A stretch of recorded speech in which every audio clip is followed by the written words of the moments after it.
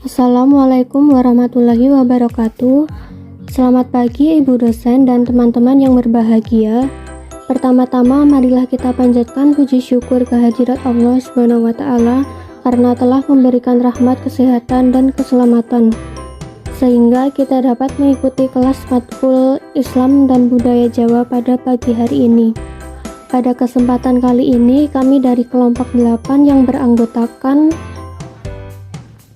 yang pertama Mbak Maulina Reza dengan NIM 215 211 226. Yang kedua Mbak Arifatul Khairiyah dengan NIM 215 211 234. Yang ketiga saya sendiri Roja Isnya Akila dengan NIM 215 211 242. Dan yang keempat Mbak Dwi Yuliana dengan NIM 215 211 250 akan mempresentasikan hasil dari diskusi kami mengenai Baitul Mal. Materi yang pertama yaitu pengertian Baitul Mal. Pengertian Baitul Mal berasal dari bahasa Arab bait yang berarti rumah dan al-mal yang berarti harta. Baitul Mal berarti rumah untuk mengumpulkan atau menyimpan harta. Baitul Mal adalah suatu lembaga atau pihak atau al-jihad yang mempunyai tugas khusus menangani segala harta umat, baik berupa pendapatan maupun pengeluaran negara. Baitul Mal dapat juga diartikan secara fisik sebagai tempat atau al-makan untuk menyimpan dan mengelola segala macam harta yang menjadi pendapatan negara. Masa Rasulullah SAW, Baitul Mal dalam makna istilah sesungguhnya sudah ada, yaitu ketika kaum muslimin mendapatkan ghanimah atau harta rampasan perang pada perang Badar. Pada masa Rasulullah ini, Baitul Mal lebih mempunyai pengertian sebagai pihak atau al-jihad.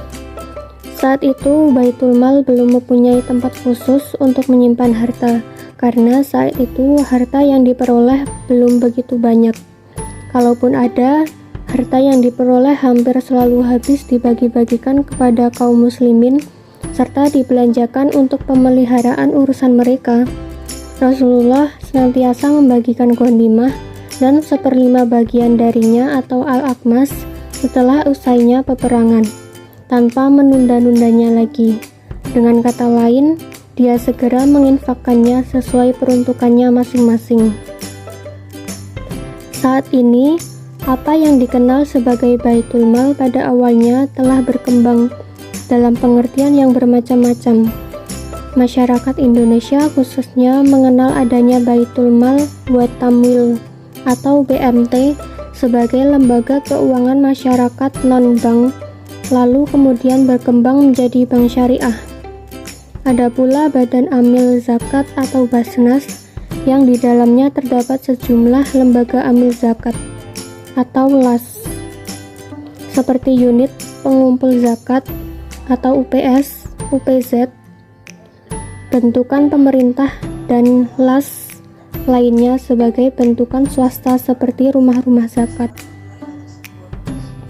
Materi yang selanjutnya akan dilanjutkan oleh Mbak Maulina. Pendekatan historis. Sebelum Islam hadir di tengah-tengah umat manusia, pemerintahan suatu negara dipandang sebagai satu-satunya penguasa kekayaan dan perbendaharaan negara.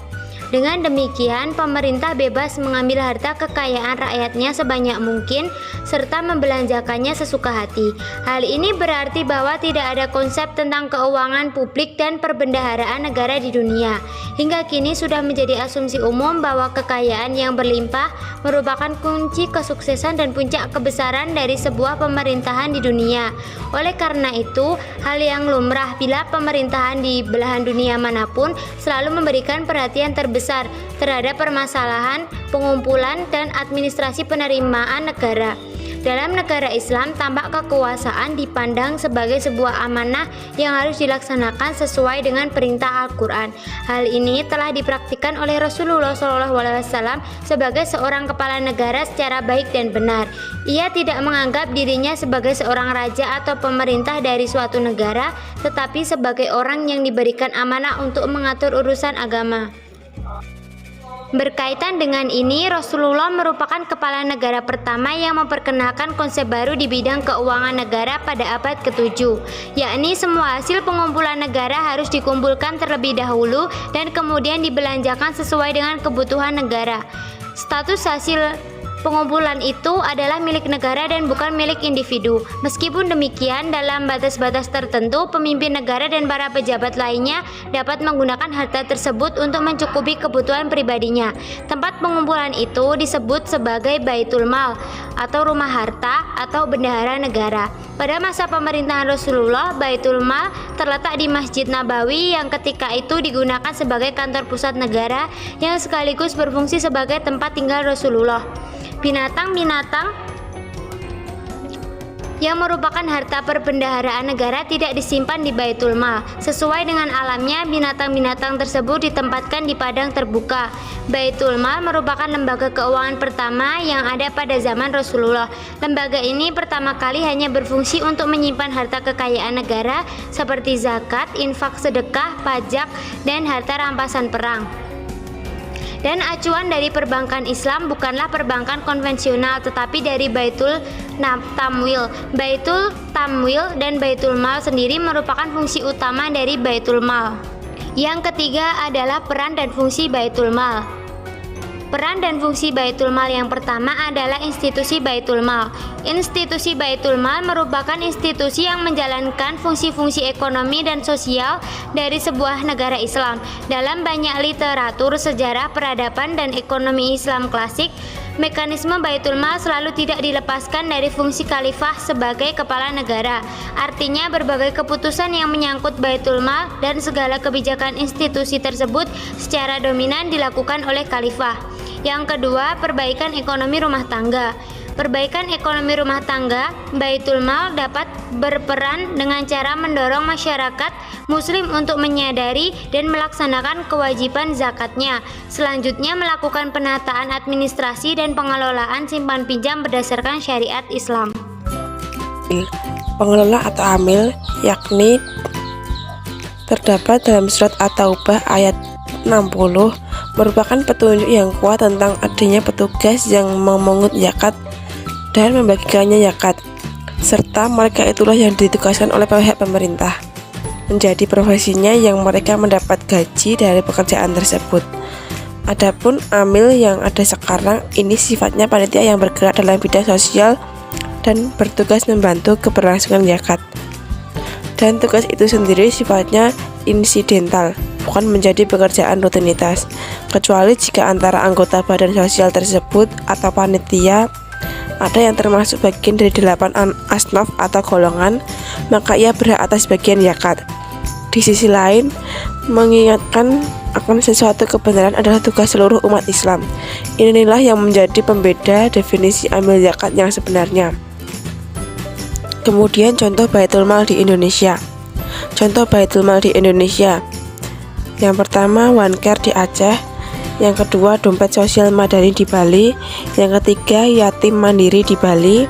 Yang keempat, Las Harapan Duafa Banten di Banten. Yang kelima, Las PPPA Darul Quran di Banten. Yang keenam, Baitul Mal Mulia di Yogyakarta. Yang ketujuh, BSMI di Sumatera Utara. Yang kedelapan, Lazis Nurul Falah di Bali. Yang kesembilan, Lazis Wadah Islamiyah di Sumatera Selatan. Selanjutnya, Basnas akan disampaikan oleh Mbak Arifatul. Pengertian Basnas.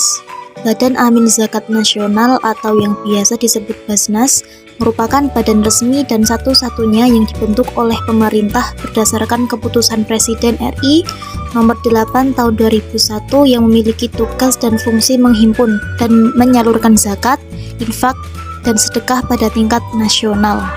Program Basnas yaitu program santunan fakir miskin, program biaya pendidikan, program bantuan modal usaha, program rumah belajar Basnas, program bantuan panti asuhan, program pasien rawat inap, program RTLH, dan program tanggap bencana. Kekurangan Basnas. 1. Minimnya sumber daya manusia. Lembaga Amil membutuhkan sumber daya manusia atau SDM yang berkualitas agar pengelolaan zakat dapat dikelola secara profesional, amanah, akuntabel, dan transparan. Karena sesungguhnya bekerja menjadi seorang amil memiliki dua aspek, tidak hanya dari aspek materi semata, namun aspek sosial juga sangat penting. 2. Rendahnya kesadaran masyarakat. Minimnya kesadaran masyarakat untuk membayar zakat menjadi salah satu kendala dalam pengelolaan dana zakat agar dapat berdaya guna dalam perekonomian. Karena sudah melekat dalam benak sebagian kaum muslimin bahwa perintah zakat itu hanya sebatas pembayaran zakat fitrah. Padahal kita ketahui bahwa zakat bukanlah sekedar ibadah yang diterapkan pada bulan Ramadan semata, tapi dibayar pada bulan-bulan selain Ramadan. Selanjutnya, kelebihan Basnas. 1. Dapat meningkatkan kesejahteraan masyarakat miskin. Peningkatan kesejahteraan masyarakat miskin adalah proses atau cara agar terpenuhinya kebutuhan material, spiritual, dan sosial suatu masyarakat yang mendiami suatu wilayah tertentu yang memiliki kebutuhan pokok yang tidak terpenuhi. 2. Sebagai pemberdayaan dalam menuntaskan kemiskinan. Pemberdayaan dalam menuntaskan kemiskinan dapat dilakukan dengan cara mengubah mindset atau pola pikir individu dan masyarakat untuk berdaya dan mandiri. Pemberdayaan ini dapat juga dilakukan melalui berbagai aktivitas yang dapat meningkatkan partisipasi individu dan masyarakat. Bentuk aktivitas pemberdayaan tersebut diantaranya kegiatan pendidikan dan pelatihan yang dapat mendorong kemampuan dan keterampilan yang sesuai dengan potensi dan kebutuhan masyarakat. Nah, berikut merupakan contoh drama Basnas. Dok, alhamdulillah iki ibu rezeki luwe. Dingin tak sedekahne, Dok. Tapi lewat apa ya, Dok? Oh, syukur alhamdulillah Bu nek ngoten. Pripun menawi disedekahke lewat Basnas mawon, Bu? Basnas kuwi apa ya, Dok? Basnas niku lembaga ingkang ngelola zakat. Programipun kathah Bu, kagem santunan fakir miskin, biaya pendidikan lan lintunipun Bu. Oh alah, ya wis. Lah carane piye, Dok? Pun monggo kula derekke Bu.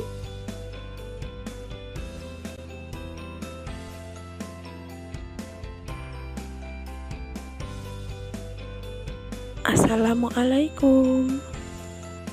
Waalaikumsalam. Monggo Bu.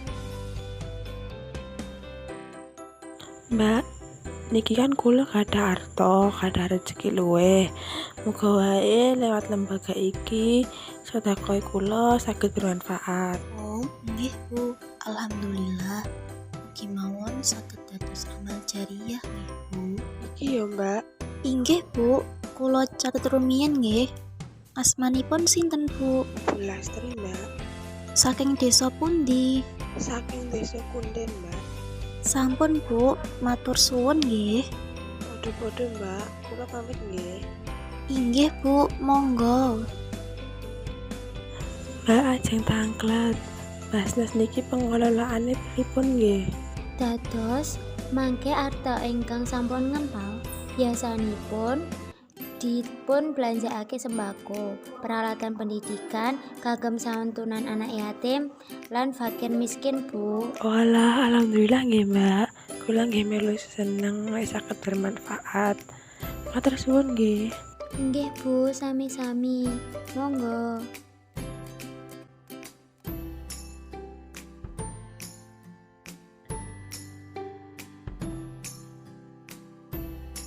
Assalamualaikum. Waalaikumsalam. Wonten napa Mbak? Menika wonten sembako saking Basnas Bu. Mugi saged bermanfaat nggih. Alhamdulillah. Nggih Mbak, matur nuwun ya. Nggih Bu, sami-sami. Monggo. Nggih Mbak, monggo. Dapat disimpulkan nilai Islam yang terkandung dalam video tersebut adalah yang pertama, ungkapan rasa syukur kepada Allah Subhanahu wa Ta'ala atas rezeki yang telah diberikan.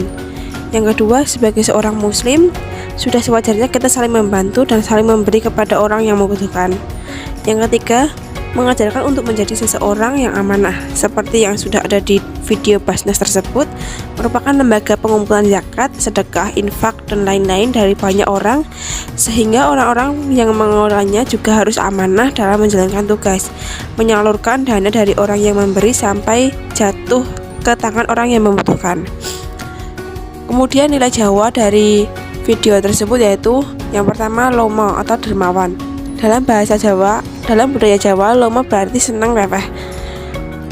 Gak banyak menghitung-hitung, suka berbagi kepada orang lain tanpa pamrih atau mengharap imbalan. Orang Jawa memang terkenal dengan sifatnya yang lomo, suka memberi tanpa mengharapkan imbalan. Karena dari dalam dirinya mereka senang dan ikhlas dalam membantu antar sesama manusia. Jadi wong sing lomo iku rezekine bakal lancar. Kalimat ini sering terlontar dalam budaya Jawa. Mereka beranggapan bahwa ketika kita menjadi orang yang lomo atau dermawan, kita pasti akan mendapatkan banyak rezeki atau dilancarkan rezekinya. Yang kedua, banyak bertanya. Orang Jawa memang suka bertanya apabila menyangkut sesuatu hal yang belum ia pernah coba. Yang ketiga, unggah-ungguh. Orang Jawa selalu berperilaku sopan kepada semua orang. Mengucapkan kata monggo bagian dari unggah-ungguh budaya Jawa. Monggo berarti mempersilahkan tamu yang ingin bertamu ke tempat kita. Demikian presentasi dari kelompok kami. Apabila ada kurang dan salahnya, kami mohon maaf sebesar-besarnya. Wabillahi taufik wal hidayah. Wassalamualaikum warahmatullahi wabarakatuh. Baik, hasil diskusi dari kelompok kami telah kami presentasikan. Apabila ada yang masih kurang paham mengenai materi tadi, kami akan membuka sesi tanya jawab dan setiap sesi akan membuka 3 penanya. Bagi yang ingin bertanya, kami persilahkan.